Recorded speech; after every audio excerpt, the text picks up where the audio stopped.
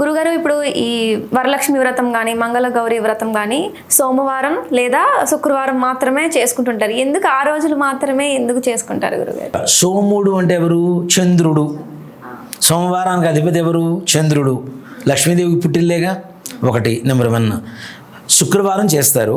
ఇప్పుడు చాలామందికి ఉండేటువంటి డౌట్లు కూడా ఏంటంటే మూడో శుక్రవారం, ఇప్పుడు పూర్వం ముందు వచ్చే శుక్రవారం మాకు కుదరలేదండి, ఇంట్లో ఆడవాళ్ళకి ఇబ్బంది ఉండవచ్చు, ఏదైనా సృష్టి రావచ్చు, ఏదైనా రావచ్చు. ఎప్పుడు చేసుకోవచ్చు అంటే తదుపరి వచ్చేటువంటి వారం ఏదైతే ఉంటుందో ఆ వారంలో చేసుకోవచ్చు, లేదా చివరి వారంలో అయినా చేసుకోవచ్చు.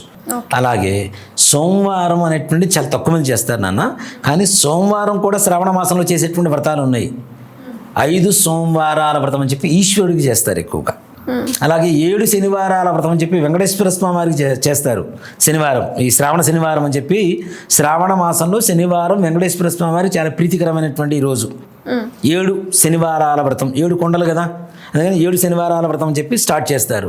దాంతోపాటు సోముడు అంటే ఎవరు? సోమశేఖరుడు అనేవన్నీ పిలుస్తాం, శివుని పిలుస్తాం మనం.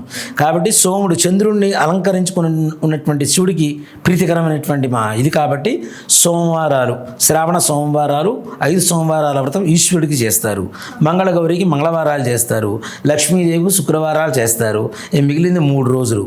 ఈ 3 రోజులు ఇవన్నీ సర్దుకోవడానికి సమయం సరిపోతూ ఉంటుంది.